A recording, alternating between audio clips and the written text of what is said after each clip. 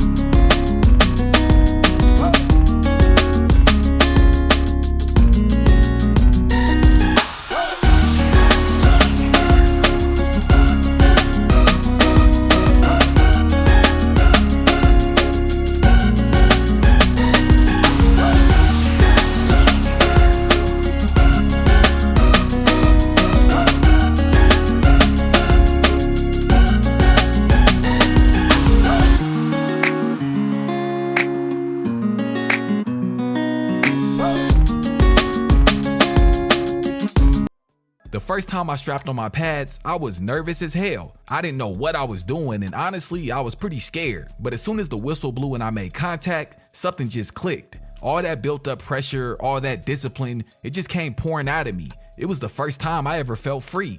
Football didn't just become a sport for me, it was an escape. A place where all that structure I grew up with turned into a strength. And I've been in love with the game ever since. I didn't start playing quarterback until my freshman year when we moved here to Kansas. Bro, I was trash. I tried to model my game after Lamar Jackson, juking and jumping over defenders. But I quickly realized that me and Lamar don't have the same badges. I was out there getting cooked. Credit to my pops, he hired a quarterback coach and I worked with him all summer to get my game right. I was able to improve my throwing mechanics, my timing, my footwork. By the time my junior year came, I was a totally different player. I ended up transferring schools right before the season. That fresh start was all I needed. For the next 2 years, I completely took over high school football, racking up all types of awards along the way. Kansas Player of the Year, 2-time Gatorade Player of the Year, and of course, 2-time state champion. But I think the biggest award of them all was being invited to play in the U.S. Army All-American game. That game really meant a lot to me, and it was a huge deal for my family. Almost everybody flew out to watch me play, and it was really a special moment. Now, of course, colleges from all over the country started reaching out, and it was time for me to go on a few visits. But unfortunately, that's when all my problems started.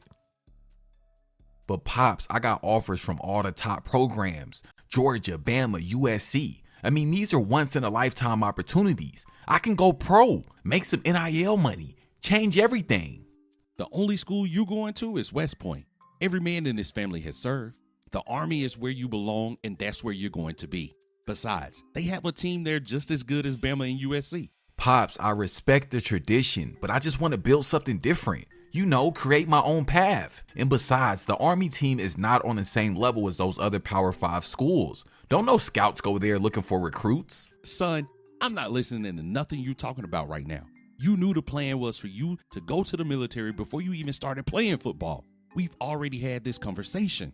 Pops, I know we've already had this conversation, but I'm just trying to get you to see. Enough, goddammit! I don't want to hear shit else about it. You're going to the military and you're going to wear the uniform like all the other men in this family did. Now get the hell out of my face before I get upset.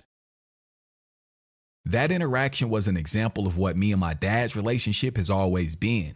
As a matter of fact, I wouldn't even call it a relationship. It's more like a dictatorship. Whatever he says goes, and my thoughts and opinions just don't matter. I've spent the last 18 years of my life being told what to do and when to do it. Now he's forcing me to go to the military to be controlled for 4 more years. Quite honestly, I just don't think it's fair. After the football season was over, I knew I only had a few more months of high school left. So all that really meant to me was I only had a few more months left before I lost the rest of the little bit of freedom I had. So I went full rebellion. I was barely at school anymore, and if I was, I definitely wasn't paying attention. I was always roaming the halls or in some female's face trying to get on. I mean, I had all my credits, so it really didn't matter. Plus, I've also had perfect attendance since I was a freshman. But this year, nah, I was making sure that didn't happen. Every rule my parents had for me at the crib, I started breaking on purpose. Staying out past my curfew, not doing my chores, talking back, really just anything to piss them off. Well, this led to me and my mom's butting heads. She's always around the house, so of course, she was the first to notice my new behavior. Once my pops found out, things got a little bit out of hand and I ended up getting kicked out the crib. I went to stay at my homie Casey's house. We played on a team together, and honestly, he was my first friend I met when I moved here. Not only that, but his parents is cool as hell. That 2 weeks I spent in his house felt like vacation. All we did was kick it and play the game. Believe it or not, up until that point, I had never smoked before. But Casey, on the other hand, man, that's all he did. Every single night, we get like 2 or 3 different females and hotbox in my car. I swear, it looked like a damn gas chamber in there by the time we were done. Then after that, we go up to Top Golf and hang out there until they kicked us out. Every night ended the same. Me and Casey sneaking 2 girls back into his parents' crib so we could do a little bit of homework. Now, I know to most of y'all this may not seem like much, but coming from the strict household that I grew up in, I never experienced that type of freedom. Unfortunately, my vacation didn't last very long. I think my pops probably sensed that I was having fun and decided to come ruin it. He made me move back home and I've been here miserable ever since. We never even talked about what happened. I mean, everything just went back to normal, honestly. Anyways, National Signing Day came and man, if I'm being honest, bro, I wasn't even excited. I felt like I was being forced to sign my life away or something. But of course, I played it cool and put on a smile for the camera. I ended up going viral on social media when I made my announcement. Yeah, I guess not many 5-stars commit to go play for the Army, so it was kind of a big deal. But anyways, now it's official.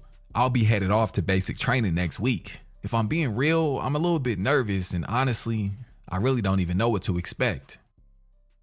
The moment I stepped off that bus, I knew everything was about to change. No more cameras, no more crowds, no more freedom. It wasn't a football camp.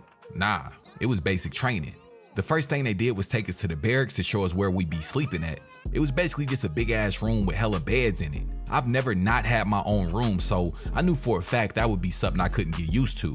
Next, they threw me in a barber chair. Now, as soon as I sat down, I told them exactly how I wanted my cut. I asked for a simple bald fade, not too much off the top, but his old ass cut me completely bald. Bro, I was overly pissed. After that, they took us over to the chow hall and fed us lunch. I'm not gonna lie, bro, it was actually pretty good. That long bus ride had me starving, so I basically ate everything on my plate. But look, honestly, that was really the end of day 1. I remember laying in my bed that first night thinking, like, what did I get myself into? I mean, I could have easily been in Bama or LSU getting treated like a king. But instead, there I was laying on a stiff-ass mattress in a room with like 30 other dudes. I felt like I had officially hit rock bottom. But little did I know, things were about to get 20 times worse. Every day for the next 6 weeks, I had my mental and physical limits tested. They say the training is to instill discipline and to develop leadership skills, but I swear, it felt like they was trying to kill me. Yeah, you laughing, but I'm being dead serious. All me being a 5-star recruit did was put a huge target on my back. It felt like I became the drill sergeant's main focus all of basic training. Finally, graduation came. I had officially finished training. That was definitely the hardest thing I've ever done in my life. Once I put my uniform on, I just stood in the mirror staring at myself for like an hour. I couldn't believe I was able to do it. After the ceremony was over, me and my family all went out to dinner. My aunts, uncles, cousins, yeah, everybody was there, so it was a vibe. But right before the food came out, my pops decided to stand up and make a toast. Son, I know joining the Army wasn't exactly what you dreamed of, but you stepped up. You honored our family's tradition with strength, discipline, and heart. You didn't just go through basic, you conquered it. And now, with that behind you, it's time for the fun part. Leading the Army football team to a championship. We believe in you every step of the way, on and off the field. To courage, to tradition, and to chasing greatness, cheers. I only had about a week or so to rest before school and football training started, so I had to lock in. I decided to major in sports management. Since I'm going to the league, I'm sure that knowledge will be useful in the long run. Being that I'm a student athlete, I no longer had to stay in the dorms. I moved into a small 2-bedroom apartment on base. It's pretty cool. My roommate is my dog Christian. He's actually the punter on the team. But yeah, man, I finally got my computer and my PS5 shipped back from the crib. I was so excited to use it when it got here, but I ain't never really had the time. My whole day is spent either working, going to school, or playing football. By the time I'm done with all that, man, it'd be time for bed. If I'm being real, so far my life in the military has been miserable. I've developed incredible discipline and a work ethic, but really, that's about it. I feel like I'm missing out on so much by being here. And not only that, military athletes aren't eligible for NIL deals. I know had I went to a Power 5 school, I could at least gotten 2 or 3 million. I haven't spoke to my parents about it yet, but depending on how this season goes, I'm gonna probably jump into the transfer portal. When I first got here, I was clearly the favorite to start at quarterback, but here it's all about paying your dues. So instead of just giving me the keys to the offense, they decided to make it a competition for the number 1 spot. That put a battery in my back. I went into overdrive. I spent all of my free time in the film room studying. I knew the defensive schemes would be a lot more complex than what I was used to in high school, so I wanted to make sure I was prepared. Once we hit the practice field, bro, it wasn't even close. I totally outplayed Bryson and easily won the starting spot. But as I mentioned before, paying your dues, well, even though I had won the starting job fair and square, they were still gonna allow Bryson to start the first game. Now, when coach first pulled me into the office and told me, I was pissed. But after a while, man, I really didn't even care. Especially since the first game is just an exhibition game versus the FCS school. So now I'm finally getting my first start on the road versus FAU. My goal coming into this season is to lead the country in completion percentage and of course win some games. Not only that, but I also want to build up a buzz surrounding my name, so that way if I decide to hit the transfer portal at the end of the season, I'll have plenty of options. I remember not long ago I said basic training was the hardest thing I've ever had to do. But the truth is, waking up every day knowing you're somewhere you don't want to be, that's a different type of struggle. I completely balled out last season, led the team to the national rankings, media coverage all across the country. I even went viral on social media. But none of that changes the fact that I still feel stuck, trapped between discipline and desire. Don't get me wrong, the Army has definitely been good to me, but I also feel like I'm in a cage. My success last season caught a lot of people by surprise. Many analysts and sports writers didn't think that I'd be able to lead the team being only a freshman. But not only did I lead us to a conference championship game, but I also was selected as a freshman All-American. We ended up taking a trip to Frisco, Texas, where we played Texas State in the Scooters Coffee Bowl game. I went out there and put on a passing clinic, and of course, we were able to pick up the victory. At the end of the season, we had a few weeks off from football, school, and, military duties, so I decided to fly back home to Kansas. I really wanted to go on vacation out the country or, something like that, but honestly, I was broke as hell. Anyways, it was cool being back at the crib, just chilling with the family. We didn't do too much, just went out to dinner a few times and hung around the house. But while I was there, I did end up linking with my dog Casey for a quick session, just like old times. Dude, you're really like a superstar, bro. How does that shit feel? Man, bro, I'm trying to tell you, it doesn't feel like that. The only time I really feel like I'm the man or, have emotion is when I get on social media. Other than that, they treat me just like another cadet walking around campus. I'm telling you, bro, the military teaches you there's no I in team, and they really believe that shit. So what's your everyday like? Are the parties crazy? Come on, fuck, man, give me some details. Bro, I literally wake up, go to class, go to weights, go to practice, then go home. Every so often there's a party, but that shit get old quick. Besides, most of the time it's a sausage fest. The females don't want to be around them aggressive, drunk-ass soldiers with no game. Damn, dude. It sounds pretty fucking miserable, man. Exactly. While I was at the airport waiting to catch my flight back to base, I was scrolling on social media and got instantly depressed. Everybody's life looks so lit. All these other athletes is really having a way out here. Hellcats and Mercedes, iced out chains, Rolexes, vacations. And there I was, sitting on that dirty ass floor, waiting to board my 5-hour economy flight back to base. It was right then and there that I decided I was hitting the transfer portal.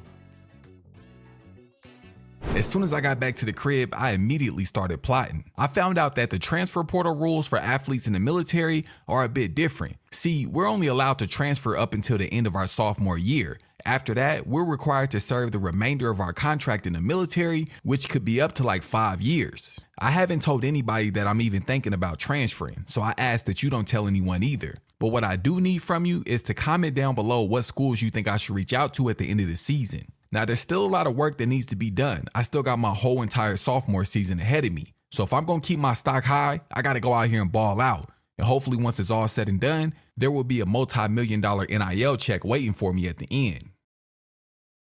After having an amazing regular season and finishing at the top of the American Conference with a 12-0 record and taking home the conference championship, we found ourselves in the Cotton Bowl taking on the USC Trojans. Now, this was the team's first time playing against a real Power 5 program. So even though we were ranked higher than them, we were still the underdogs. Bro, listen, we went out there and did our thing. We literally played one of the best games of our entire season. We completely dominated the Trojans and ended up picking up the bowl game victory. Now our next game, it would be a little bit different. We were matched up against Clemson in the Fiesta Bowl, and unfortunately things definitely didn't go according to plan.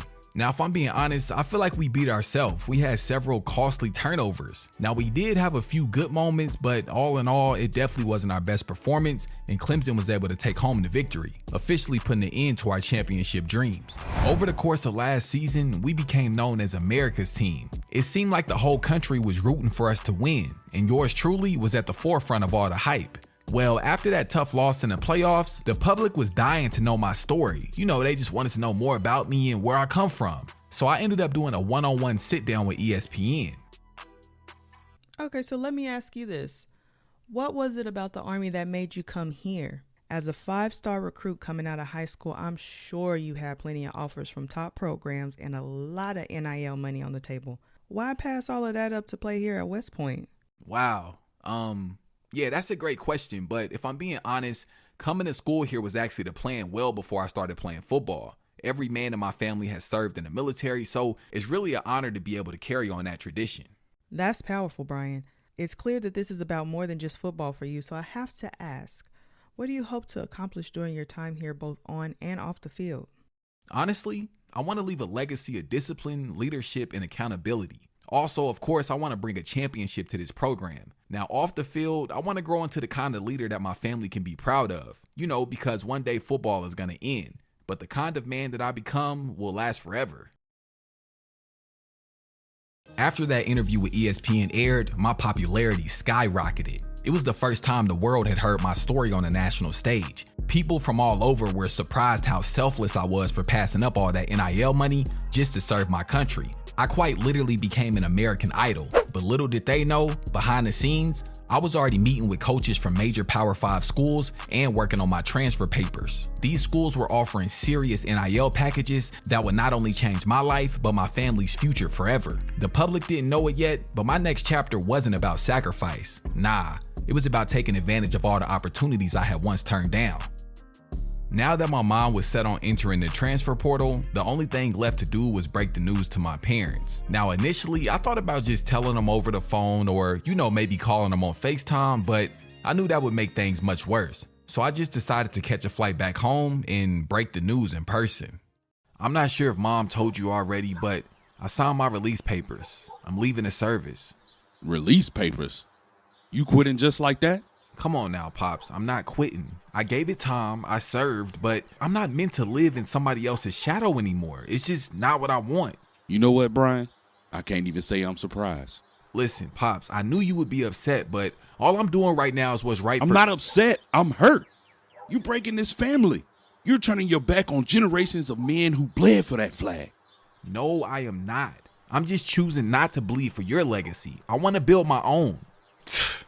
You think you're a man now, huh? Well, let me tell you, a real man finishes what he starts. A real man doesn't quit when shit gets tough. Brian, you're not a real man. You're just a little boy running from duty. I figured my pops would be upset about my decision to leave the Army. I mean, that was expected. But what I wasn't expecting was for him to actually be hurt. Honestly, seeing all the disappointment and shame he had for me ripped me apart. I spent the entire flight back to base not only questioning myself, but also my decision.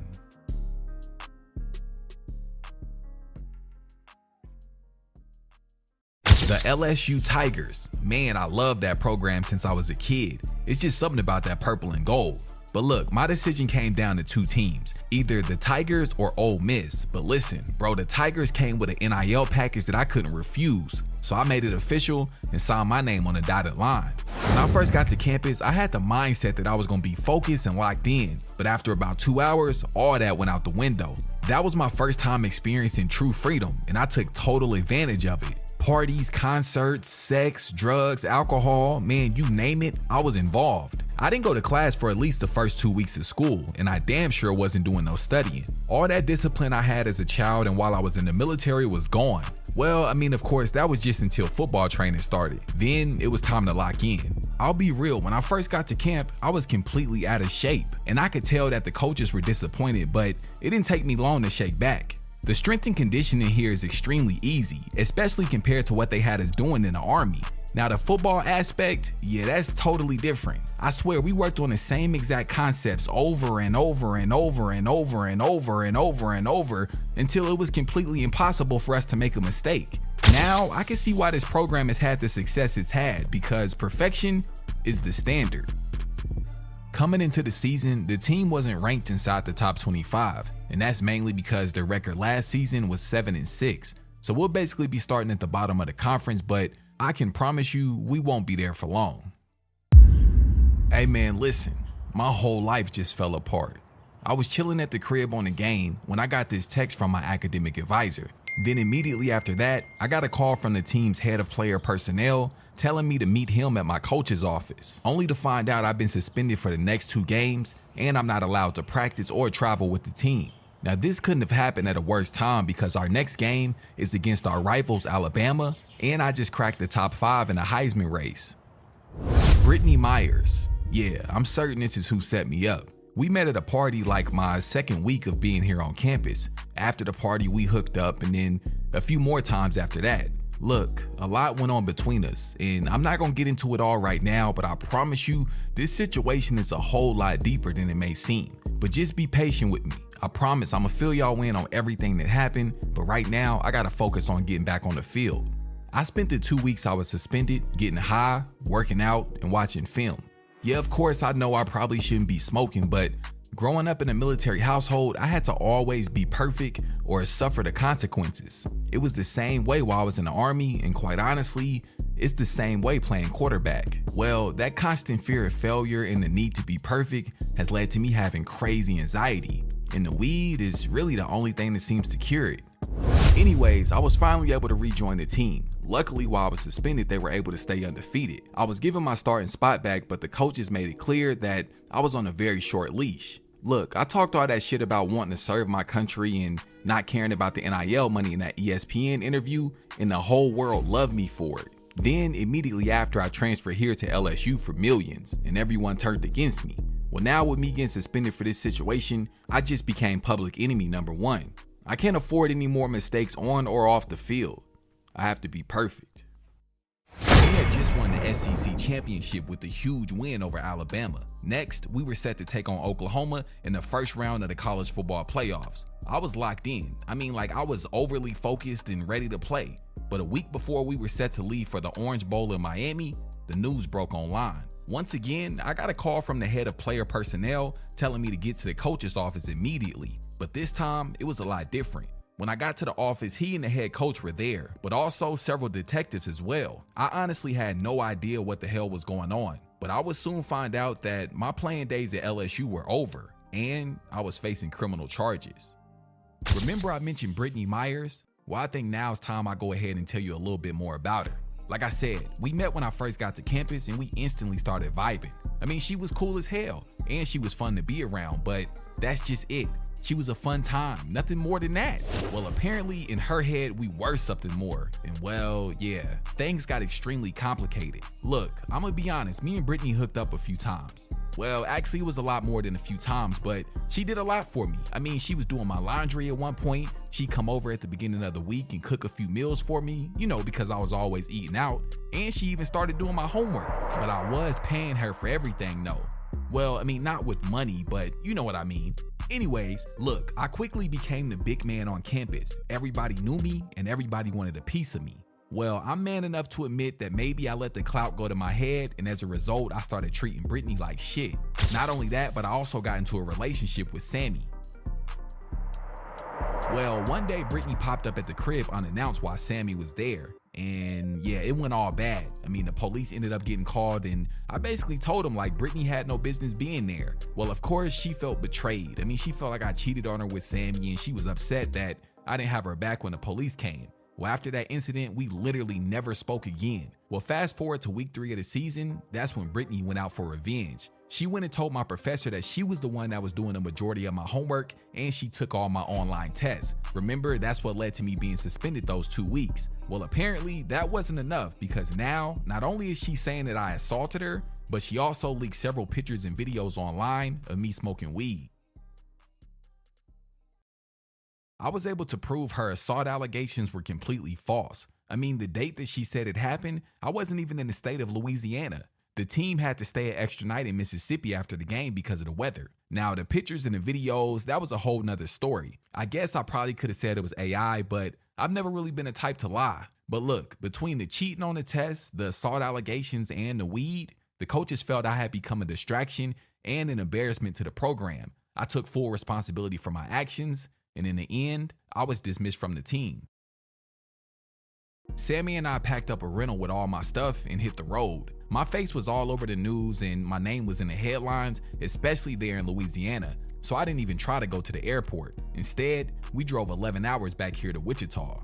As soon as we got here, me and my pops got into a big ass argument. Apparently, since Sammy and I aren't married, he nor my mom wanted her staying in their house. I felt like they was just being extremely extra, but I mean, it is their house, so I just got us a room downtown at the Ambassador. Me and Sammy hung out for the next few days until it was time for her to go back to school, so I booked her a first-class flight back to campus. Everything eventually settled down at the crib with my parents, so I checked out of the hotel and moved back into my old room at their house. Since I've been here, me and my pops ended up reconciling about everything. Leaving the military and whatnot.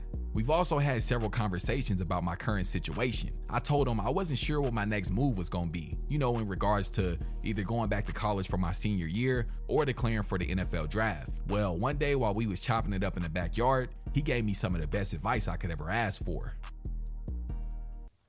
Son, I used to feel like I knew it all, but you actually taught me something very important. Yeah, okay, here you go. What was it I taught you, Pops? You taught me you can't live your life for other people. You've got to do what's best for you, even if it hurts the people you love. Yeah, you absolutely right about that. So who cares what the outsiders have to say? Let them talk. At the end of the day, this is your life to live. So you should do whatever you think is best. And whoever don't like it, fuck them. Fuck them. Fuck them up against the wall with handcuffs on. Fuck them.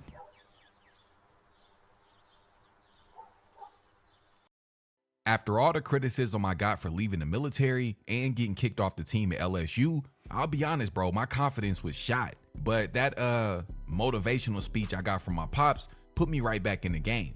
I reached out to a few NFL scouts just to get a gauge of how things would look if I decided to enter the draft. And honestly, I didn't like what I heard. They said my performance on the field was elite and I could potentially be a top 5 pick, but they also feel with all the recent drama surrounding my name, I would be a liability to their organization and there's no way they will want me to be the face of their franchise. I decided to return to school for another year, but this time I'll be wearing a different jersey.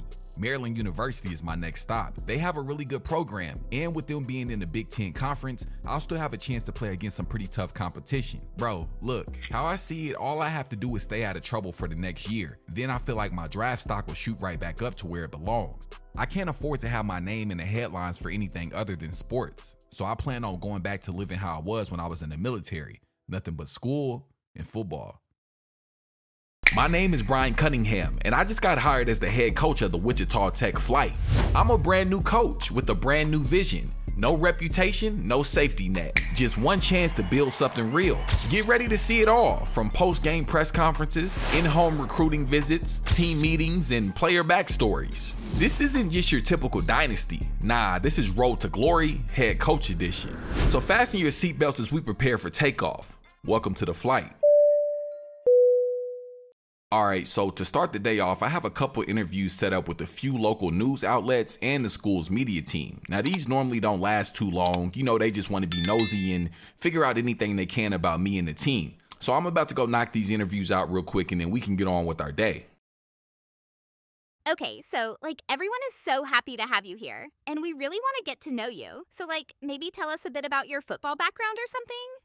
My father was in the military my entire childhood, so of course that meant my family was constantly on the move. I've stayed in Texas, California, Kentucky, New Hampshire. I've basically lived all over the country, but the place I've always considered home is right here in Wichita, Kansas. Growing up in a strict military household, I learned a lot about discipline, respect, and attention to detail. And it's funny because a lot of those values I was taught as a kid are reflected in my coaching style today. I started playing football a lot later than most kids, and I definitely was less skilled, but that still didn't stop me from having a lot of success. I was able to win the Kansas Gatorade Player of the Year my junior and senior year, and I took my team to back-to-back state championships. Now, of course, after high school, I followed in my dad's footsteps and joined the military. I played and served there for 2 years before I transferred to LSU. I definitely did my thing at LSU. I'm sure you probably heard about the 12-0 season, and we won the SEC championship, but unfortunately, I got dismissed from the team due to some off-the-field issues right before the playoffs. But anyways, next I transferred to Maryland for my senior year, and I had a tremendous amount of success there as well.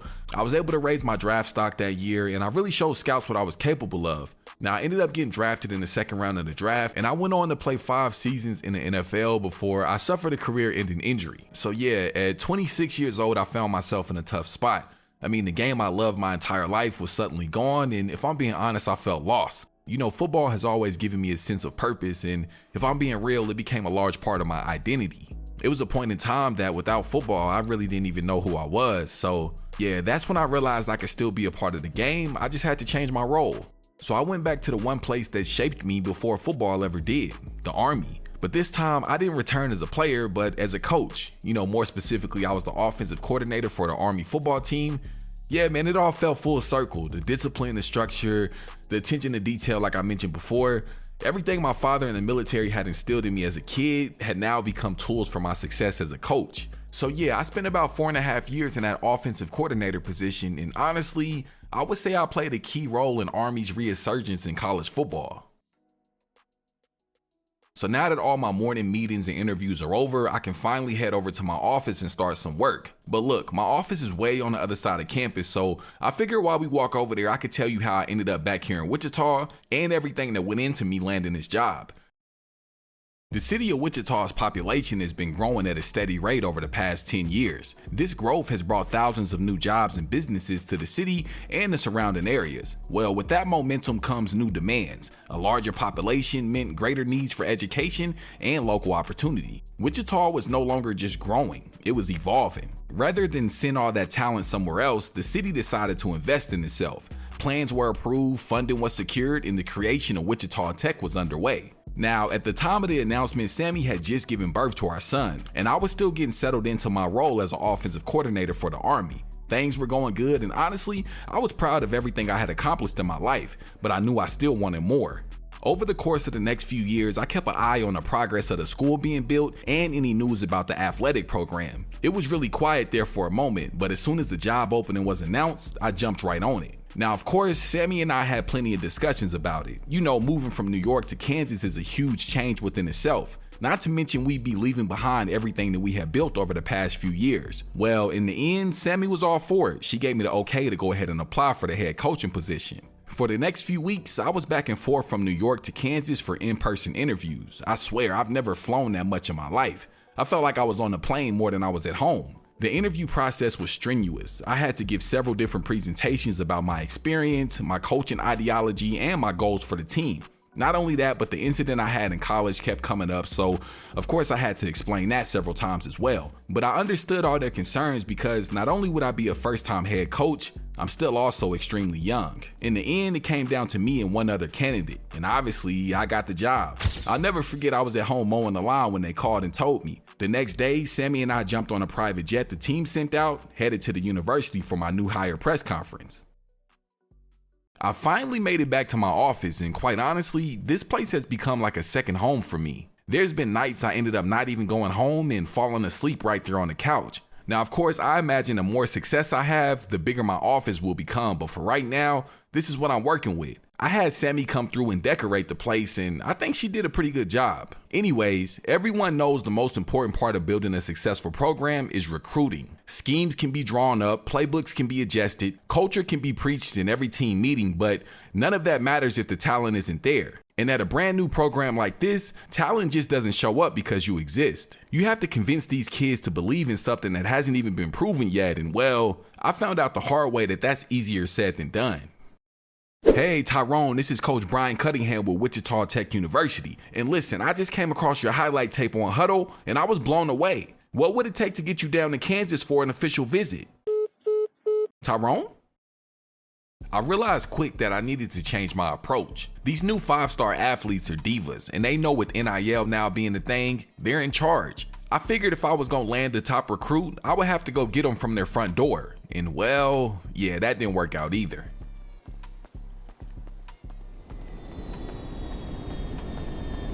After getting beat up and robbed by the GDs on my Chicago recruiting trip, I came to the conclusion that at least for this first year, I can't recruit any 5-star players. They're just simply not interested in playing for my program. So that meant I needed to tap into the local talent. That meant shaking hands with high school coaches who felt overlooked. That meant finding 2-star linemen who were still hungry, 3-star corners who were told they were too small and now they got a chip on their shoulder, and quarterbacks who nobody believed in. Me and my staff got on the road and hit almost every single high school in the state of Kansas. Heights, Southeast, Bishop Carroll, Olathe, Topeka, you name it, we were probably there. And to my surprise, the local kids were excited to see us. As a matter of fact, they were wondering what took us so long. We were able to land commitments from several top prospects in the state. For starters, my guy KB, Kyle Baker. He's a 3-star freshman quarterback with a lot of potential. I recruited him directly, and honestly, he's who I'm looking to build the program around. Now, we do have another junior quarterback who's very good as well, so we may have a quarterback competition on our hands, but we'll get into that a little later. Then we got another 3-star freshman running back, Wesley Teague. He actually reached out to us when I first got to the program, but of course at the time, I was focused on trying to land 5-stars from outside the state. But luckily, he was still available once I got my head on straight.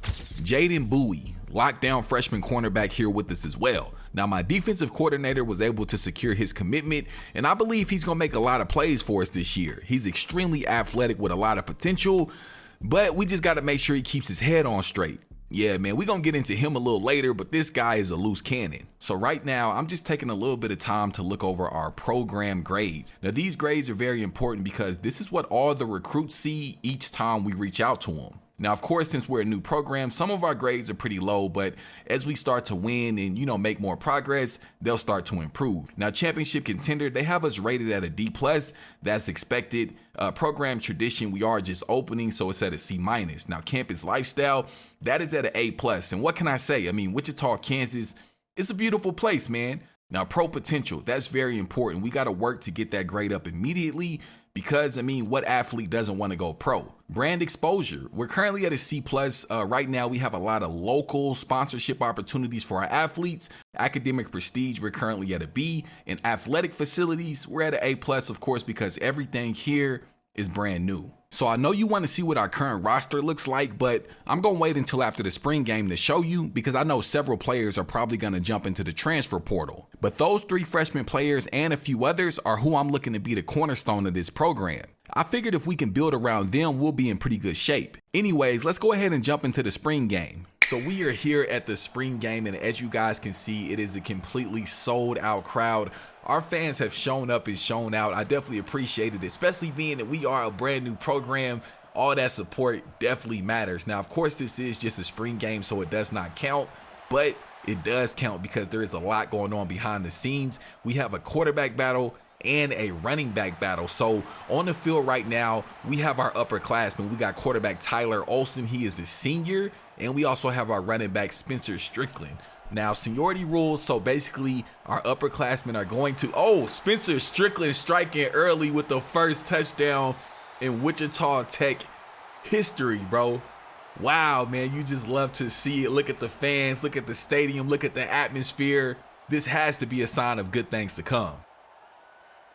All right, guys, as I was trying to say before the Spencer Strickland touchdown, seniority rules, so our upperclassmen are actually going to get 2 quarters, the first and second quarter. Of course, the score does not matter, but they're going to get 2 quarters to go out here and show what they can do, basically fight for their spot. And then the third and fourth quarter, that will actually go to our freshmen running back and quarterback. Now, our defense is pretty solid. It's pretty set. So I'm not really too concerned about that. So we're just going to play on the offensive side this game. But of course, later in the season, we'll play both sides of the ball. Giving it to Spencer. Hey, man, listen. Our freshman our freshman running back, Wesley Teague, is going to have a lot on his hands. Spencer Strickland is showing out today. That's his second touchdown. Our offense is looking smooth as butter. Come on, bro. Huge strike over the top by Tyler Olsen. I really like what I'm seeing so far with this offense. Everything is running smooth. Spencer Strickland up the middle. He's on fire. Let me see if they can actually score on this drive. We got all goals right here. Clean pocket, taking a shot down the field. Oh, bro. I know it's too early to call it, but I don't know what else could be done to top this performance we're seeing in this first half. All right, so our upperclassmen went out there and did their thing, but now it's time to see what our freshman class can do. Of course, we got quarterback Kyle Baker in there, and then we got halfback Wesley Teague in the backfield. Now, you may notice that the screen is shaking. That's because of the stadium noise. It wasn't doing that with the upperclassmen, but of course it's doing that with the freshmen because they're freshmen. This is their first game, their first time on this large stage. So there's a little bit of, a little bit of fear, a little bit of nervousness, but that's all good. It's all normal. But so far, so good, man. Let's see. We got the halfback screen of Wesley Teague here. Okay, everything's looking good. Good blocking up front, but he runs into a brick wall. Big third down here. What's Kyle going to do with it? Everything covered upfield, taking a shot. So this will be our first look at our senior kicker, Ian Wells, from about 18 yards out, and he's able to knock it straight down the middle. Out here on their second series, we got Kyle Baker in a quarterback, and of course Wesley Teague in that backfield. Again, this is the same offensive line. Everything is still the same. Good dart. Like I was saying, this is still the same offensive line and everything that our upperclassmen got. So it should be a pretty even matchup. Keeping it on the ground to Wesley. Good game, picking up the first. I also want to go ahead and acknowledge senior left tackle Blake Sutton Jr. Now, I'm hoping he stays with us after the transfer portal. If not, we might be in some trouble, but either way, we got a lot of recruiting to do this offseason. 3rd and 4, taking a shot over the middle, not able to come down with it. Actually, this is 3rd and 4, and this is also the second time they found the red zone. I want to see if Kyle's able to find the end zone here. Holding on to it too long. We got our senior kicker, Ian Wells, back out here. Right down the middle. Okay, like I said, I think our special teams might be good, man. I think we might be set. Here we go, another series for our freshmen. Keeping it on the ground to Wesley Teague, able to pick up a few. 2nd and 8. Looks like we might be taking a shot here. They send in a blitz up the middle. Okay, good read from Kyle. Good read from Kyle. Okay. If you guys cannot tell, I really want to see my freshmen win.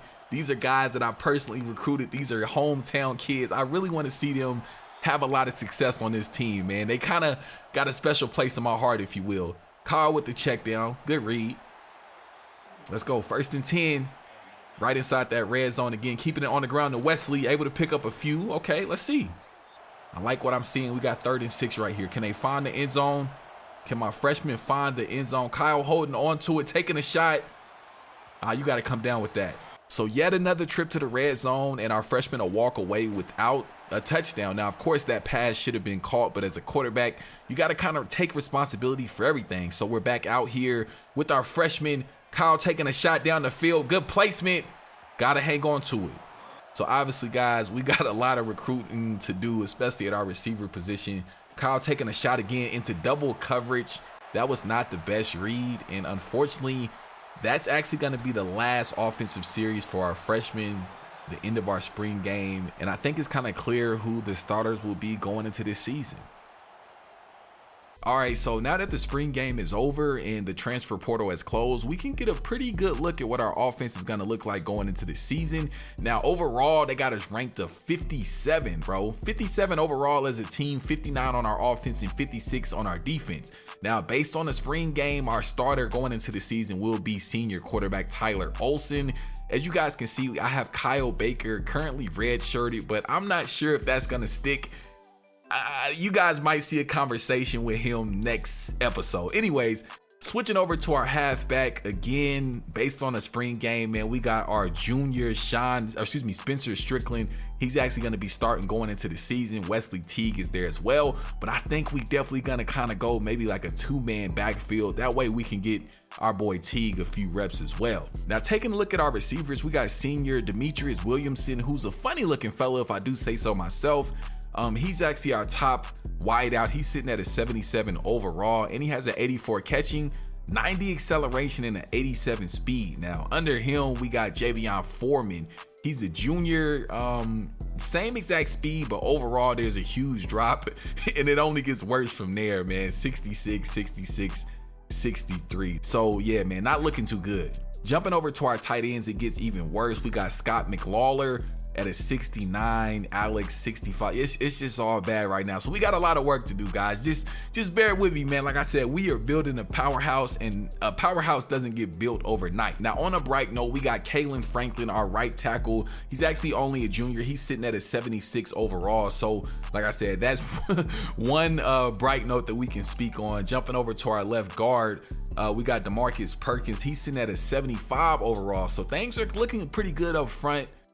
Let's see what our center. We got Jalen McDonald, 74 overall. Not bad at all.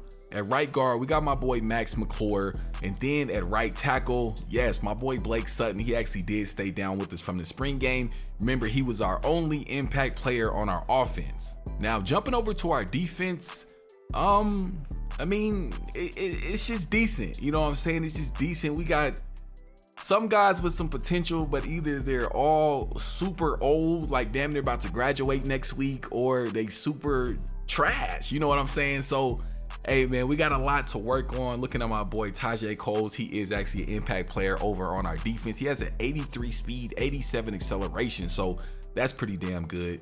And then at our Mike linebacker, we got my boy Chase Freeman. He is a senior, but he's sitting at a 78 overall, 81 speed, 87 acceleration, 76 agility. Not bad at all. Now at cornerback number 1, of course, we have my boy Jaden Bowie, but under him we got Noah Collins. He's actually a 71 overall with the 88 speed and the 92 acceleration. So yeah, I definitely think we're gonna have a pretty good year at that cornerback position. Jumping over to free safety, we got Nico Solomon. He is 72 overall, pretty average, you know, pretty decent speed, nothing too crazy. And then we got our strong safety, Alexander Valentine, 68 overall.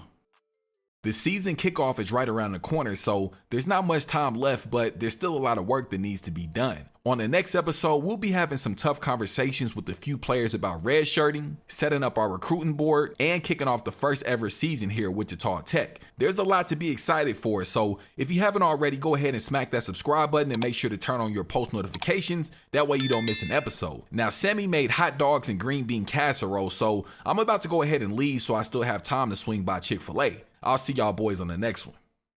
The city of Wichita was buzzing after the spring game. Fans, faculty, and boosters were extremely impressed with the product they saw on the field. After the game was over that night, I met up with my offensive and defensive coordinator. That way we can discuss and go over the game. We were all in agreement that the upperclassmen on the offensive side of the ball looked tremendous, and that's who we be going with to start the season. The following Monday, I held meetings with a few players on the team to talk about redshirting. Now, I knew these conversations would be tough, but for the most part, everything went over smooth. Well, that was until the last meeting of the day. What do you mean redshirt? Are you serious, bro? Listen, Riley, I already know you're upset, but I'm telling you, this could be a good thing for you. You just gotta trust me. Nah, man, I came here to play. There's no way that I'm gonna sit out a full year, especially not behind these trash players that you got on this roster. Riley, listen, there's no need for us to Listen here, Brian. I'm a star, and I know it. So you can take that red shirt and shove it, man. I'm going home. See, I knew it. Shouldn't have trusted a black coach. He lied to us right in our living room. Since I first landed my coaching job at Army, it's been somewhat of a tradition that I barbecue before the first game. Sammy and I would invite all of our friends and family over, and it would be a good time. Well, this year it was just us, me, Sammy, and our son. But that's okay because all I was thinking about was how the team was going to perform out on the field. I knew our coaching staff did our job in getting our guys prepared, but I was just hoping and praying that they went out there and executed. Our first game of the season came at home in front of a sold-out crowd, taking on a pretty solid FCS West team. Now, I know this isn't the best program in the world, but it gave us a chance to see how we would perform versus a live opponent. Our first drive down the field was as smooth as butter, and then on 3rd and goal, the two seniors on our offense would make the connection for our first touchdown in Wichita Tech history. The crowd went crazy. The energy in the stadium was unbelievable. Our first defensive series went smooth. They were able to get the stop and give us the ball back so we can score. But our second defensive series, it definitely didn't go according to plan. Listen, that FCS West quarterback was giving us hell. We had everything locked up downfield, but our defensive line wasn't able to get enough pressure, which led to the quarterback taking off for multiple huge runs. Eventually, they were able to score a touchdown of their own, tying the game.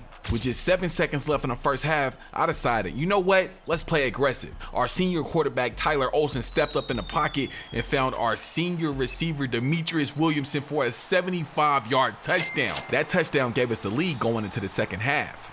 It seemed like the second half of the game was just a repeat of the first half. Our defense came out and got the stop, giving the ball back to our offense, and our offense picked up right where they left off in the first half, a huge connection through the air to our senior receiver, Demetrius Williamson. We were right inside the red zone, and a handoff to Spencer Strickland moved us to 1st and goal. Everything was looking good, but Tyler Olsen had a clean pocket, but somehow threw an interception to the FCS West defense. Our defense had been holding up and playing solid all game, and on 3rd and 9, it was much of the same. We only blitzed 3 defenders and we were able to get the stop, but FCS West went for it on 4th and 2, and our star linebacker was able to get in that backfield. All the momentum was on our side, so I decided, you know what? Let's be aggressive. On 4th and 7, I decided to go for it, and everything worked out. Our junior tight end, Scott McLawler, was able to take a pass over the middle into the end zone. Hey, that pretty much sealed the deal. We were able to pick up our first win at home with the 31-10 victory over FCS West. Now, of course, me and my coaching staff knew there was still a lot of work for us to do. Of course, we can make a lot of improvements on both sides of the ball. But right there in that moment, it was time to celebrate.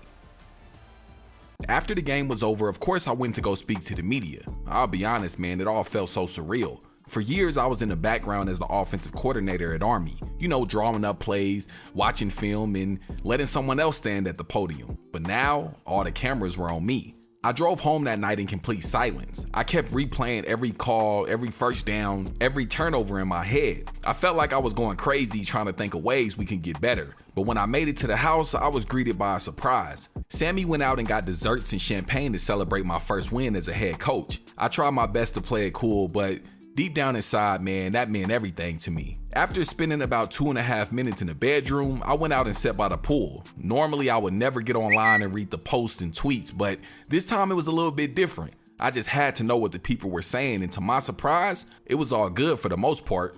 I gave myself 24 hours to celebrate the win, but after that, it was time to get back to work. I went into the office super early Monday morning because, honestly, I had a busy schedule. Not only do we have a huge game to prepare for this week versus the Kansas Jayhawks, but I also have to finish setting up my recruiting board. I'm approaching my recruiting board a little differently than most. Instead of focusing on the team needs and potential transfers, I'm also going to evaluate our game and practice film throughout the season and judge guys based on their actual performance. So even if we technically don't need a player at a certain position, that doesn't mean I won't recruit that spot. If there's an opportunity to bring in better talent, I'm going to pursue it. And right now, I got my eyes locked on 3 potential prospects. Josh Reed from North Carolina. Now, he's a bit undersized for the defensive end position. He's only 6'2". I mean, he's not really undersized, but obviously you would prefer somebody a bit taller, but he's extremely quick. He seems to have his head on straight. He's a team leader, very calm, very poised, and I honestly think he'll be a really good asset to the team applying that pressure off the edge. Cade Alexander, he's a 4-star tight end coming out the state of Mississippi. He stands around 6'3", about 205. He's a really good route runner, and he seems to be a threat inside the red zone. Now, his blocking can definitely use some work as well as his speed, but hey, we're going to do our job and develop him into a real weapon in this offense. Tristan Jackson, 4-star running back coming out of Baltimore, Maryland. This dude has a hell of a story, but we'll get into all that later. Anyways, he's a downfield runner that embraces contact, and honestly, that's exactly what we need. Alright, so look, the KU game is right around the corner, and obviously there's still a ton of preparation to do. They're coming off a 5-7 season last year, so if we're able to get a win here, it would be massive for our program. Now, of course, we'll be playing on Heisman difficulty, and I'm only allowed to play the key moments of the game. So I'm about to lock in and get to work. I'll see y'all boys on the field. So it had been in talk for a while leading up to this KU game, but right before kickoff, man, I made the executive decision that we're going to do running back by committee. So basically that means our 2 halfbacks, Spencer Strickland, our senior, and our freshman running back, Wesley Teague, they're going to be sharing carries. That way we can keep everybody fresh and run a balanced offense. Now, Wesley Teague taking a ball up the middle, and he fumbles on his first touch of the game. We definitely did not need that, but hey, on to the next play. Our defense has their backs against the goal line. We're looking for a big stop on 1st and goal, and the Jayhawks are able to strike first. So far, our offense is struggling to find momentum. It's like we just can't seem to move the ball, and the Jayhawks are right inside the red zone again. 3rd and goal. If we can leave this series with a field goal, I'll be fine with that. Looks like we're going to get the stop, get the tackle. Come on. Huge stop by our defense, able to force the field goal here on 4th and goal. Now, I'm not familiar with this kicker, but this is a pretty tough kick, being that it's so close and off to the right. And he missed it. Exactly what we need, man. Let's get to it. Let's go. Jumping ahead to almost the midway mark of the 3rd quarter, we find ourselves only down by 10 versus our first big test of the season. Now, I would honestly say we're in pretty good positioning, and we're deep inside the red zone, so we have a pretty good chance right here to score. 3rd and 6, we got quick slants all over the board. Defense dropping back into a zone. Tyler scrambling out wide, finding his target. Let's go. Let's go. Let's go. Momentum. Momentum. It's all on our side right now, chat. We were able to get the defensive stop, and we're picking up the huge first down on 3rd and 7. Let's go. 2nd and 11 right outside the red zone. Going with the halfback screen to Wesley Teague, and he finds his way into the end zone. Now, if you remember, his first touch of the game was a fumble, but we didn't worry about it. We didn't trip. We told him, freshman, man, keep your head up. We on to the next play. Now you're in the end zone. We got the momentum, we got the lead, but the game is still far from over. Of course, the Jayhawks didn't come to lay down, so let's go, man. Let me see what our defense is going to do here on 1st and goal. Going over the middle, good coverage. Okay. A stop right here could be deadly. They go on with the RPO, and we got a shootout on our hands. 3-point game, plenty of time left on the clock, but it's 4th and 5, and we have horrible field position. Now, we probably should punt it, but y'all know better than that. We taking a shot over the middle, and it pays off. Let's go, man. We're going to keep it on the ground right here just to kind of knock a little bit of time left off the clock. Give it to our halfback, Wesley Teague. Excellent read. Good read. Way to find the hole. Giving it back to Wesley Teague here, keeping it on the ground, and another excellent read, picking up the first down. Let's go. That RPO has been giving our defense trouble all game, so let's give them a taste of their own medicine. Wesley Teague, right up the middle, another first down. No need to force anything. We could tie it with the field goal, but of course, we could take the lead with a touchdown. Good clean pocket, wide open to the left-hand side of the field, man. Give us the lead. We came to play. 58 seconds left on the clock. They need a touchdown to win it, man. A field goal will not work. So, hey, let's get to it, man. Now, I did drop our defense back into a zone. Of course, I don't want anybody getting beat deep. So we're gonna kind of sag off a little bit. 3rd and 6, big 3rd and 6 right here. Dropping back into the zone, taking a shot, and he's not able to hang on to it. This is it, 4th and 6. For everything, this is it. Taking a shot, and he overthrew him. Listen. This is officially the biggest win of my coaching career. Now, I understand this is only the 2nd game of my coaching career, but it's bigger than that because it's the Jayhawks. We in the same state. They tried to be cocky and think they could come to our house. Normally, we supposed to go there, but they came to us. Hey, man, what can I say? A hell of a team effort picking up the biggest win of the season so far, but it's still a lot of work to do, of course. After the game was over, of course, I had to go talk to the media and give a locker room speech to my team. Everybody was on cloud 9. The music was blasting, everybody yelling, helmets getting tossed in the air. You could feel the energy in the room. And for a lot of the guys, man, it felt like they had just won a championship. But once I was done talking, I slipped away. I went and hid out in the team auditorium. Everyone else was celebrating, but my mind was already somewhere else. The reality of it all started to sink in. We had just won, the program had momentum, and now people were gonna start expecting more. That's when I really started to feel it. The pressure. Not the pressure of one game, the pressure of being a head coach. The expectations, the responsibility, the fact that every decision from there on out was mine. I just sat there in silence, taking it all in, reminding myself why I took the job in the first place. But then I stood up, took a deep breath, and walked out, because tomorrow it was right back to work. So let's go ahead and jump into some recruiting. Now, being that this is my first season, I'm not allowed to go after any 5-star recruits. So on the list, all you're gonna see is 3 and 4 star players. So just keep that in mind. Now, our first 4-star we got is Phil Isaac. He is a linebacker out of Ohio. Now, I did go ahead and recruit Buddy to about 60%, and honestly, I really don't like what I see. Now, he's more of an athlete. He has pretty good speed, excellent acceleration, pursuit is decent, but look at his man coverage. Look at his zone coverage. Like, that's not good. He has good tackling, good hit power, but when it comes to the things that matter, it's not the best. So of course, we did go ahead and send the house to him and offer him a scholarship. We haven't unlocked the ability to schedule a visit just yet, but that is coming soon. Now, if you go ahead and look over at his interests, he is interested in playing time, and we A plus there. So once we unlock the ability to sell, we will definitely go ahead and sell on that playing time. Now let's move forward to our boy Warren Woods. We are leading on him as well. I just recruited him out to 20%. He is a right guard, and I kind of like what I see. He has some pretty decent mechanics. I really don't feel the need to recruit him anymore, so I just kind of left it as is. We sent the house to him as well, and of course offered the scholarship. Now jumping down to Lorenzo Pryor, we have a huge lead, and actually we are the only team to offer him. So I did go ahead and send the house initially, but I took that off, going forward, and I think we might just, DM him, let him know we thinking about him, nothing too crazy. Now, we didn't bother scouting him. I didn't want to waste any points, like I said, since we have such a huge lead. Isaiah Kenting, left tackle, we are number 1 in his interest, have a pretty decent lead.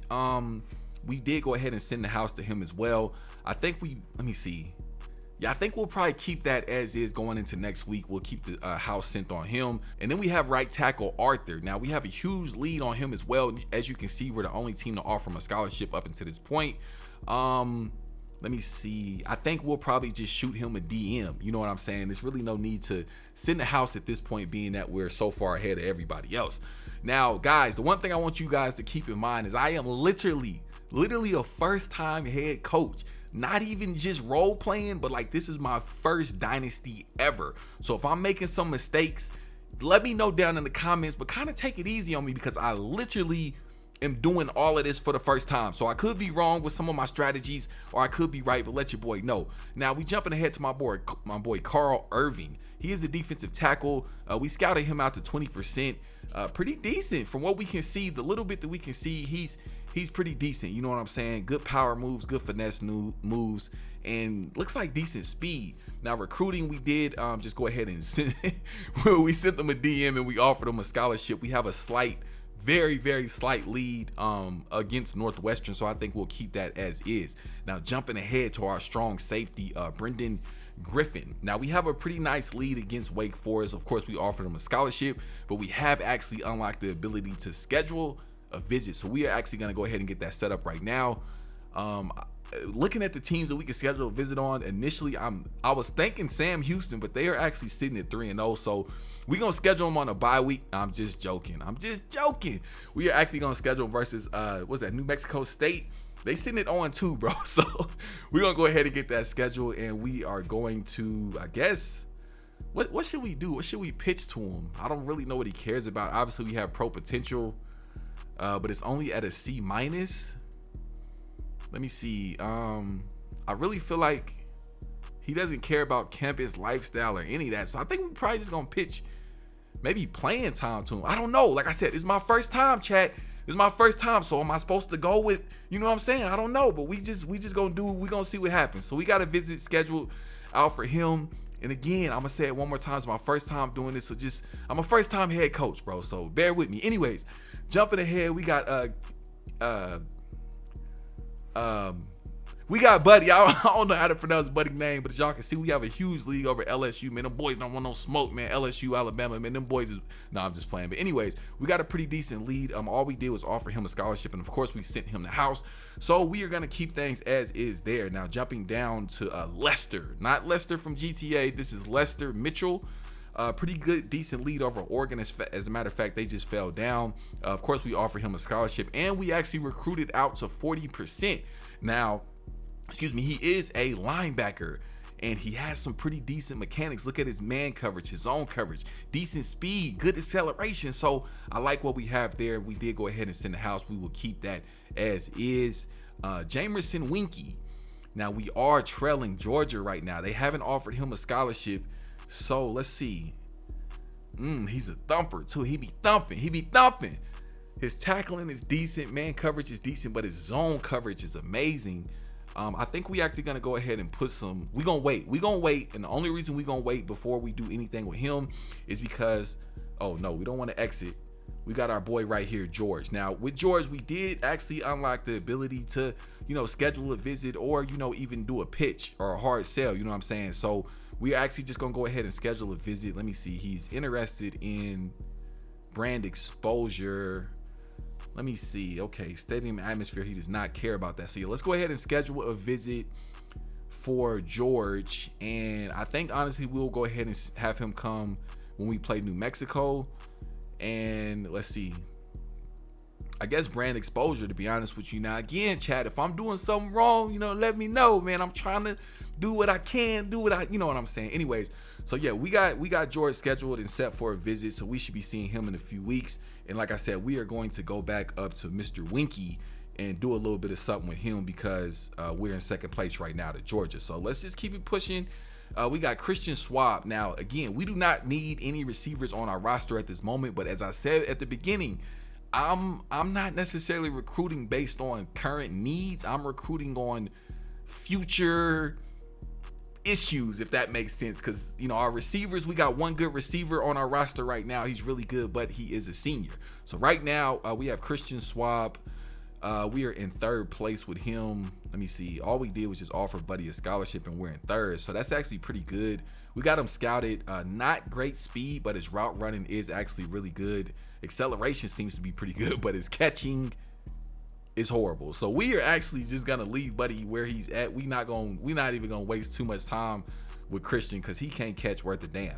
Now let's go. We got a right tackle. This is actually a 4-star that I just recently added. I noticed his recruiting was open and he only has one scholarship offer at the moment. So we went ahead and offered him a scholarship, and I think should we send the house? We only got 55 hours left.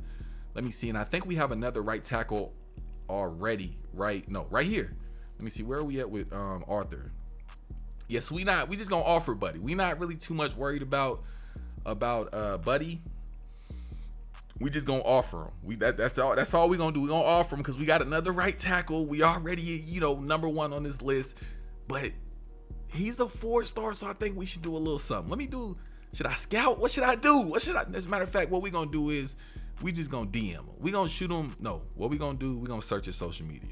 Now we jumping down to Jeremy. Now he is a 4-star receiver with open recruiting. He only has one scholarship offer so far. Now, of course, we did offer him a scholarship, and I scouted him a little bit. So look, bro, he got 89 speed, almost a 90 speed. I mean, you got to count the almost, you know what I'm saying? And he has a 79 catching, decent deep route, good catching traffic. So what I'm gonna do, I'm actually just go ahead and send the house. I know it's risky, but we're gonna do it. So we went ahead and got the house sent on him. We have a big test on our hands. As you guys can see, we are in hostile territory taking on Rutgers. Now this is a huge game because it is our first road game of the season. Now playing at home is one thing, but playing away, that's a totally different beast, especially when you have a team full of freshmen. So I'm so excited to see how the guys are gonna perform. I know myself and the coaching staff did our job getting them prepared, so it's time to go execute.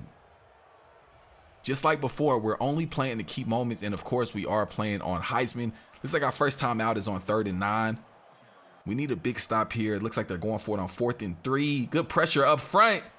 Good pass breakup by the DB, man. Our defense came to play today. So we finally get the first look at our offense. Now, just like last game, we will be doing running back by committee. Tyler Olsen finding Demetrius Williamson with a huge strike over the top. Almost 30 yards. Okay, let's get to it.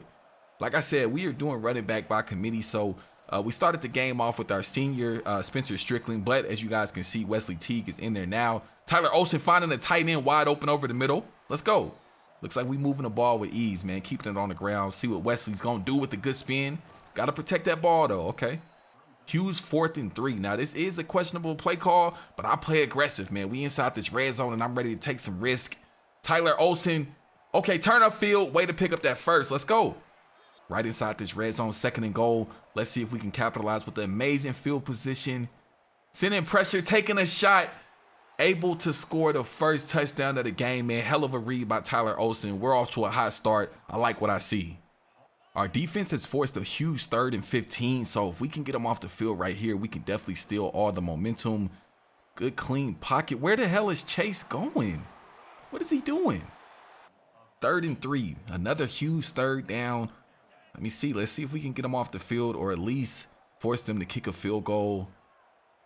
Oh, good pressure up front. Good sack, baby. Our defensive line is showing up this season so far.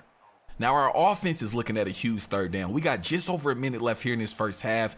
Looking at a 3rd and 6. Tyler Olsen dropping back. Throwing the strike over the middle.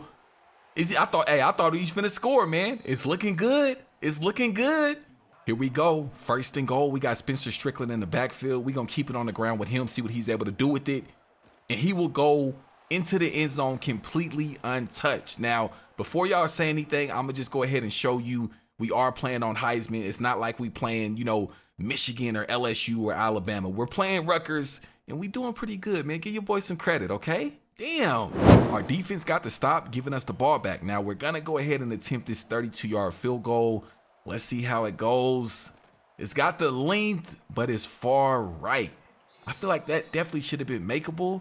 So I think we might need to recruit a kicker next year. Anyways, you guys can see the stats from the first half. We are struggling on the ground, but hopefully things change. So we are here in this second half, and as you guys can see, our first key moment comes with just about 3.5 minutes left in the fourth quarter. So the whole third quarter, there were no key moments. Yeah, that don't really sound right. But anyways, man, we got to work with what we got. As you guys can see, we still got the lead. So let's lock in. They're keeping it on the ground and running it up our throats. I don't know what's going on with our defensive line. Let's lock in, man. Come on. A little bit of motion with this tight end. I feel like it's going to be a play action. And where the hell is my safety going? What's going on, man? Tie game, we'll go ahead and pick up possession at the 25-yard line. We're taking a shot on the first play of the drive. Can he come down with it? And he can't. We got plenty of time left on the clock. Just got to protect the ball. We're going to keep it on the ground. Let's see what Wesley going to do with it. Why are you spinning, man? Go get some yards, bro. Come on. 3rd and 10. We got slants across the board. Hopefully we get some good protection up front. They're sending a blitz. He came down with it, but too short, and we will be forced to punt. Damn it. Now it's the defense's turn. That's how the game has been trending. The same position our offense is in, our defense ends up in as well. But we end up getting a sack. Let's go. 2nd and 19. Big sack. 2-minute warning on the way. Come on, bro. What? Where's my linebacker? A little bit of miscommunication there on that last play, but we got a huge 3rd and 1. They're keeping it on the ground with a quarterback keeper, and we'll get the stop. So far this game, our defense has been our Achilles heel, but they also have been the savior, bro. They put us in another position to potentially pick up a victory. Let's go. 1st and 10. Just over a minute less. Let's see what they're going to do. The play has been called. It's up to Tyler and our offense to perform, and he finds our tight end. Get out of bounds. Thank you. Let's go. We moving the ball just outside of field. Well, I was going to say just outside of field goal range, but I'm not quite sure about that. Another strike. Hey, it seems to be those crossing routes are the way to go. Let's go. 41 seconds left, 2nd and 10. Give me some good protection up front. Tyler scrambling, taking a shot in the double coverage. Okay. Let's not get crazy. Man. The play has been called. Just execute. That's all we need. We got curls. Find him. Hit him. Wide open. So it comes down to this. We got our senior redshirt kicker, Ian Wells. Now, he did miss one earlier. It was slightly longer. We're looking at a 27-yard field goal here, basically for the game. Let's see what he has. Here it is. It's up. It's got the length right down the middle, and I think that might have just sealed the deal. Now it's up to our defense to step out there and do their thing, but so far they've been holding it together. Let's see what happens, man. So it all comes down to this drive. 21 seconds left on the clock. Rutgers does have one timeout, and they can tie it with the field goal, and they pick up the first down on the first play of the drive.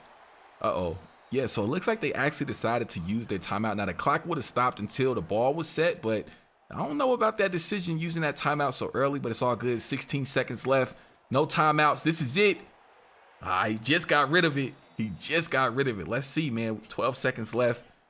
2nd and 10. No timeouts, bro. Let's lock in. Come on. I got everybody kind of dropping back, sagging off into a zone. Good clean pocket for the most part, and he'll get rid of it again.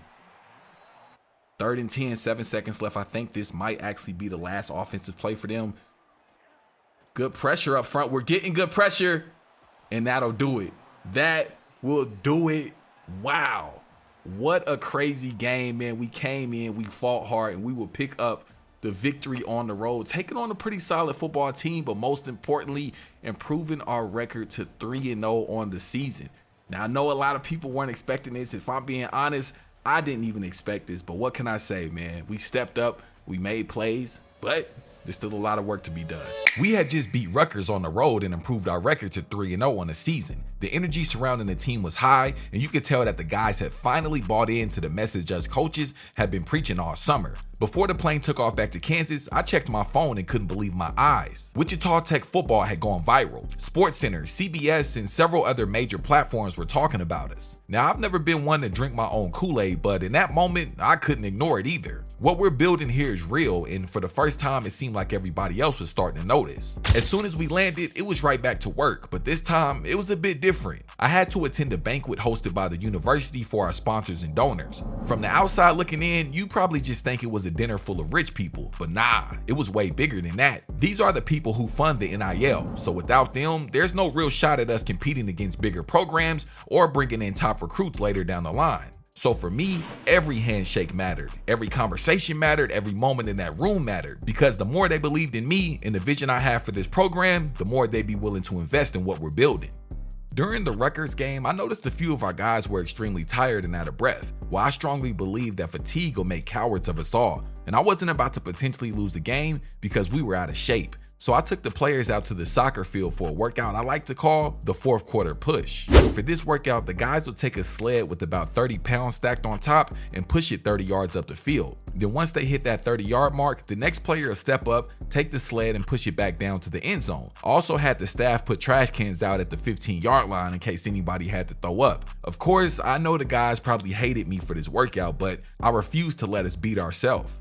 Our next game was on the road versus a pretty tough Utah State team. They were sitting at 2-1 on the season and playing with a lot of confidence. Our scouting showed that they were well balanced across the board. They didn't do anything great, but they did everything pretty good. From the opening kickoff, I realized that my plan to get the guys in shape completely backfired. Instead of pushing a damn sled, I should have had the guys resting because we played sluggish all game. Our offense had a few bright spots, but like I said, it was just a few. Our defensive line was getting pushed around and our offensive line wasn't any better. Several drop passes and several missed assignments let me know that not only were our guys physically exhausted, but mentally exhausted as well. We got completely outplayed and we went on to suffer our first loss of the season at the hands of the Utah State Aggies. Everyone on the team was pretty let down after the loss, but I was devastated. I felt like I was personally responsible because I overtrained my guys, which led to them being unprepared. I went in front of the media and took full responsibility for the loss. That one was on me. No excuses, no pointing fingers, just the truth. When we got back to campus, I sat in my office in complete silence, letting it all sink in.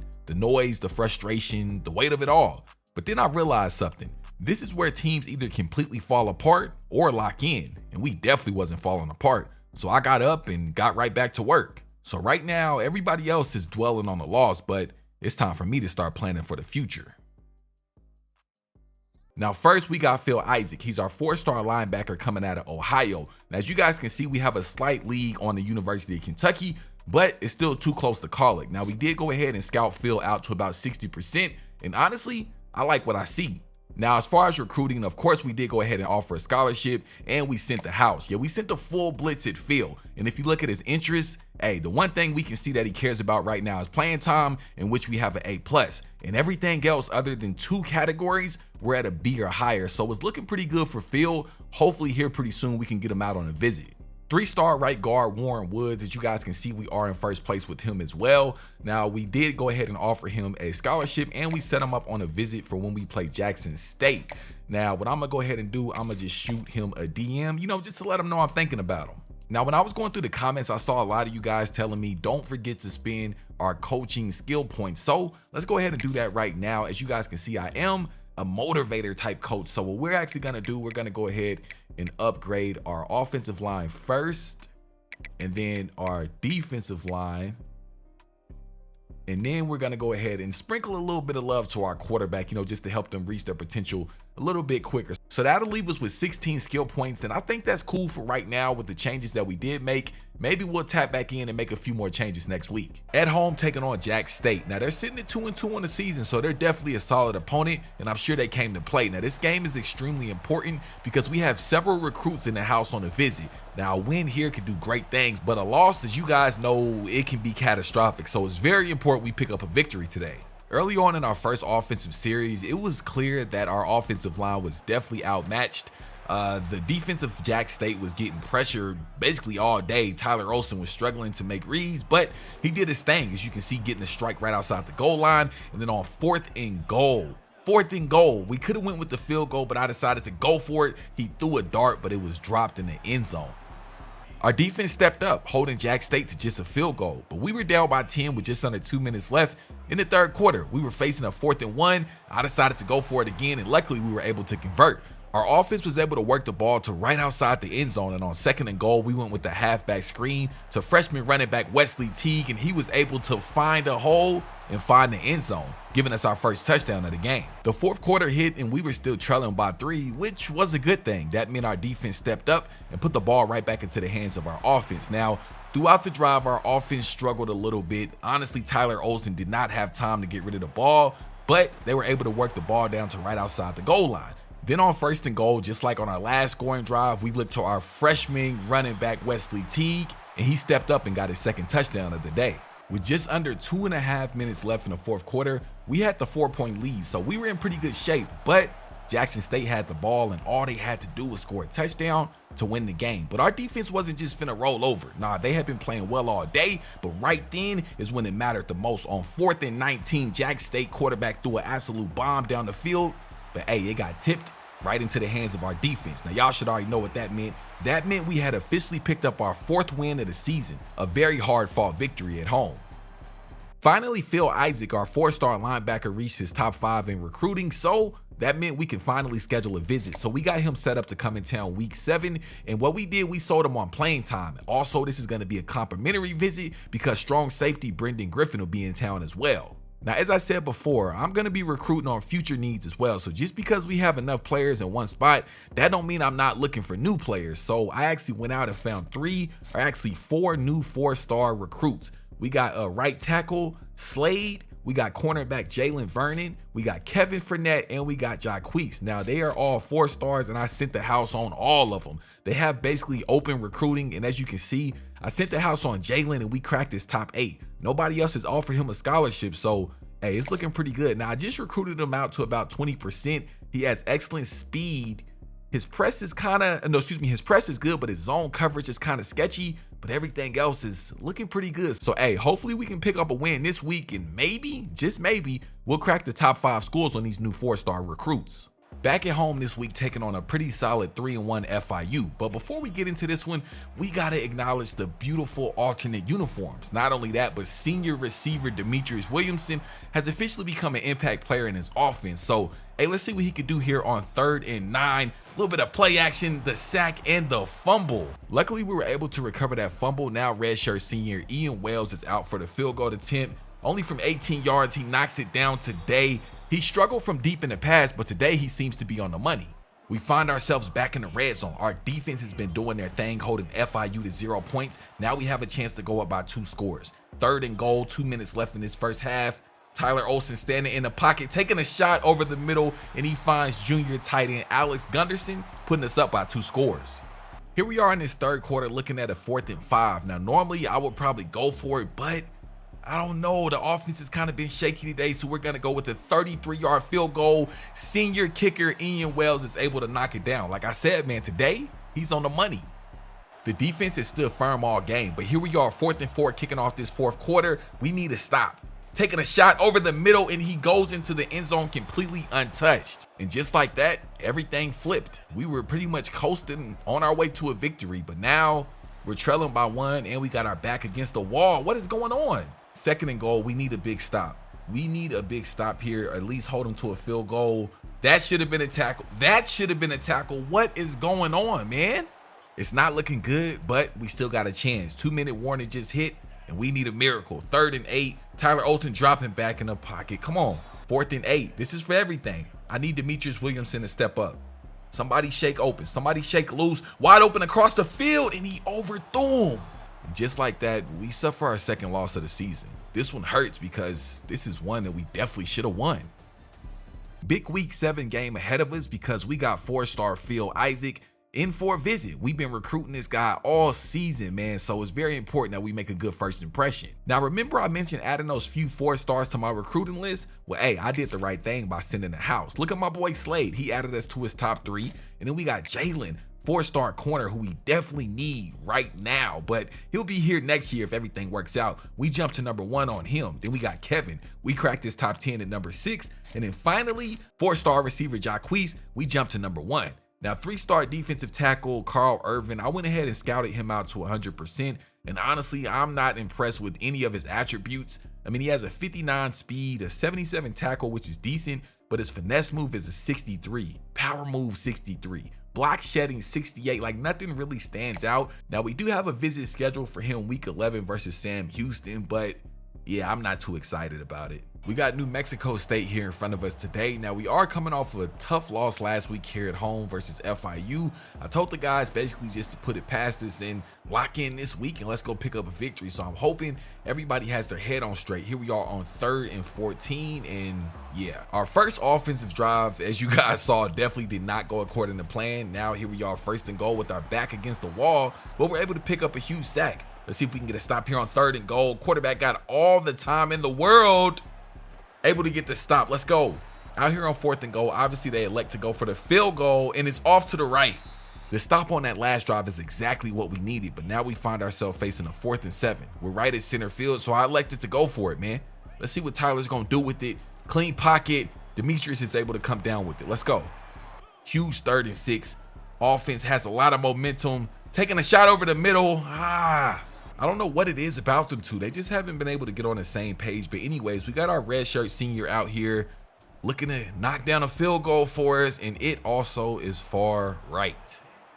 I'll be honest, the group that I'm most impressed with so far this season is our defensive line. They've consistently come up in big moments when we needed them the most. But here we are, just under 2 minutes left in this first half. We're able to get a little bit of motion with this offense. Taking a shot over the middle. Finally, let's go. Let's move this ball, man. 1st and 10, 50 seconds on the clock, and we get sacked. Come on, bro. 3rd and 18. Big play right here. Big play. You got him wide open. And Tyler Olsen throws an interception. Can somebody, who is that? Is that Wesley?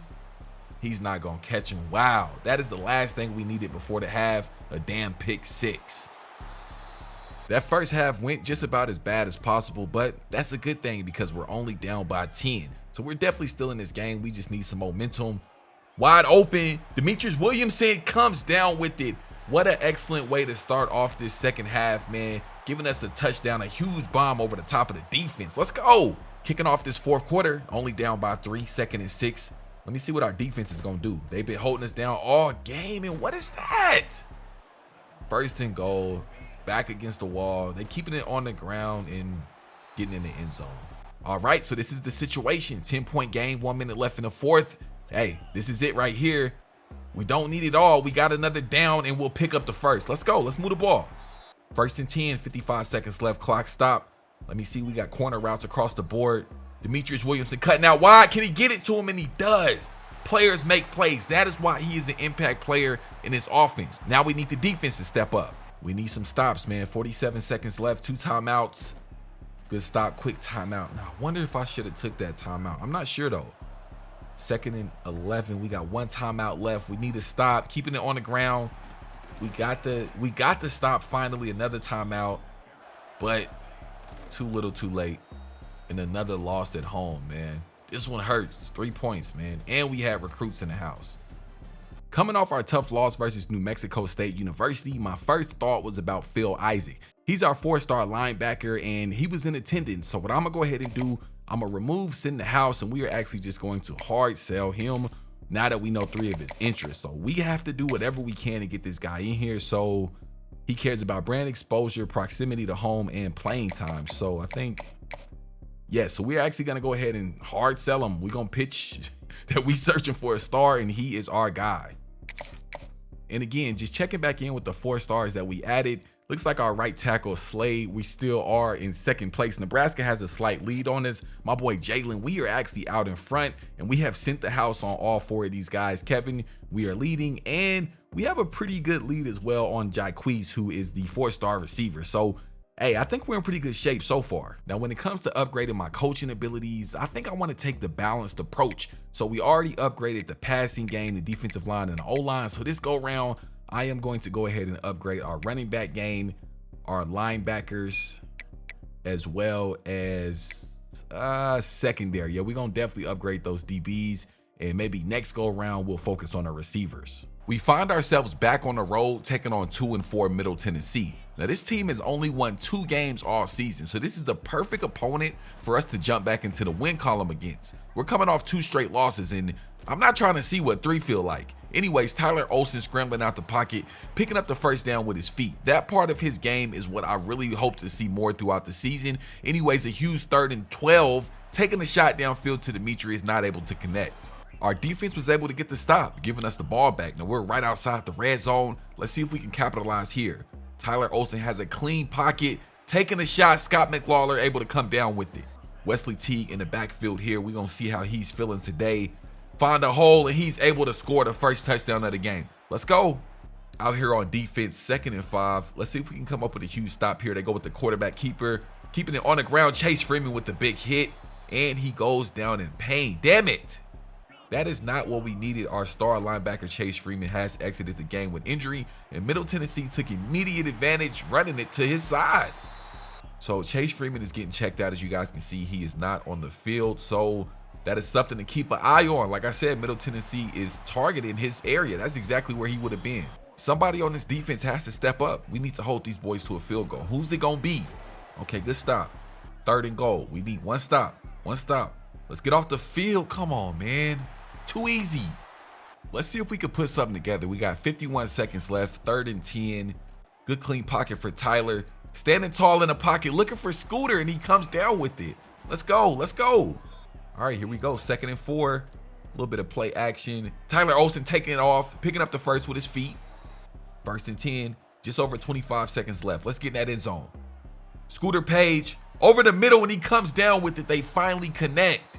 We here in this second half, as you guys can see, Chase Freeman is still out with his injury.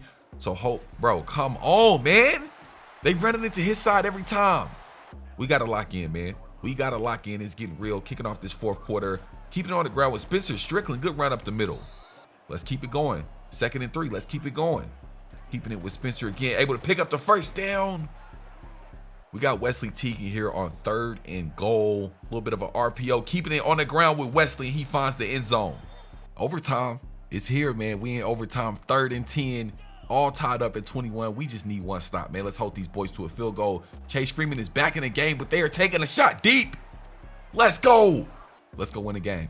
Yes, sir. Let's go win the game. We were able to hold them boys to a field goal. Okay, way to come down with you, Demetrius. Let's go. Here we go. 3rd and 2. Big 3rd and 2 at that. Let's go. Good clean pocket. Good strike. Let's go, man. First down. Let's win the game. 1st and goal. We got a little bit of an RPO right here. Tyler Olsen finding out. Oh, thank you so much. We needed this victory more than anyone knows. We are finally back in the win column, able to pick up a hard-fought win on the road. There's still a lot of work to do, but I'm happy. I got to be honest. I haven't necessarily been too impressed with Wesley Teague this season. I know he's a freshman. I know there's still a lot of development that needs to be done, but if I'm being honest, I expected a little bit more. So what I did, I went out and found 3-star halfback Terrell Henderson, and I scouted him just a little bit up to 40%. As a matter of fact, let's go ahead and scout him up to 60. As you guys can see, he has pretty good acceleration, pretty good carry, pretty good break tackle. Let's just go ahead and scout him again, man. Let's see. Oh, he has pretty good speed as well. Now, we did go ahead and offer him a scholarship, which shot us up to first place. Also, we did go ahead and reach out on social media. So I think we might try to bring this guy in. Also went out and found George Westerman. Now, he is basically a quarterback, but he's really an overall athlete. Now, I did go ahead and scout him out to 20% as well, but let's go ahead and see what else he has. He has pretty good throw power, decent speed. His short throw accuracy is not that good. His deep throw accuracy isn't that good, but his acceleration is there. So like I said, he is a great athlete. We got 70 hours left. Let me see. Let me scout him just a little bit more. He's decent. He's decent. I think we'll just go ahead and maybe just reach out on social media and contact his friends and family. Now, with 3-star left tackle Isaiah Keaton, as you guys can see, we have a slight lead over Northwestern, but we are officially in a recruiting battle. So what we're actually going to go ahead and do, we just going to go ahead and hard sell Isaiah, being that we do know 3 of his main interests. So he cares about athletic facility, brand exposure, and pro potential. So we're going to go ahead and sell him on those 3. And hopefully that'll go ahead and push us out even further when it comes to the race against Northwestern. We're back on the road, taking on the 2-5 Delaware team. Now, this game, I'm switching everything up. Yeah, all season we've been relying on the pass way too much, and we simply just do not have the weapons. Not at quarterback. I mean, we have a weapon at receiver, but he's kind of unreliable. You know what I'm saying? Just as I'm saying it, man. Interception, not necessarily the quarterback's fault, but like I was saying, this game, I am switching everything up. I want to see what weapons we have for next season. And our starting quarterback, Tyler Olsen, he'll be gone. Our main go-to receiver, Demetrius, he'll be gone. But the person that is staying, Wesley Teague in the backfield. So we're going to give him a lot of touches this game and remind me to recruit a new damn kicker. Now, as I mentioned before, I'm most proud of our defensive line. I mean, our defense as a whole, but our defensive line has definitely been standout all season. So hopefully I'm able to retain some of those guys for next season. Now here we go, facing a big 3rd and 1. We got go routes all across the board. Clean pocket for Tyler Olsen, taking a shot to Javion Foreman, able to come up with it. Let's go. Credit to our defense, man. They are doing the damn thing. We are basically towards the end of the first half, and they haven't let them score. Big 3rd down. Come on, bro. I'm going for it on 4th, man. I feel like we got a lot of momentum, and our slant routes usually are open on these 4th downs, these 4th and 3rd downs. Taking a shot. I put our defense in a pretty tough spot going for it on 4th. Now we're here on 2nd and 3rd, right outside the red zone. Way to get in that backfield, Chase. Way to get back there, Chase. Big 4th and 5. 21 seconds left here in this first half. They're electing to go for this field goal. Let me see. Okay, yeah, we need to get us a kicker, man. As you can tell by the score, this game has been a defensive game, and honestly, I'm kind of proud of it. I think defense... Oh, my goodness. Okay. All right. Just as I was about to give my defense some credit, man, they gave up a touchdown. But like I said, they've been holding us down all game. We find ourselves in the red zone, 3rd and goal. Tyler Olsen, clean pocket, finding my boy Demetrius. So we got the lead, man. Just over 3 minutes left here in this 4th quarter. Let's see if our defense can stand up. Come on, bro. 1st and 10, man. We need to get some pressure up front, man. We need to disrupt things in that pocket for the quarterback. And what the hell was that? Whose man is that, bro? What's going on, man? Somebody needs to step up. 3rd and 1. We need a big stop. Let me see what... Oh, my goodness. Look at Chase. Okay. Huge defensive play by our boy Chase, holding them boys to a field goal. So, hey, we'll go ahead and take possession. Plenty of time on the clock.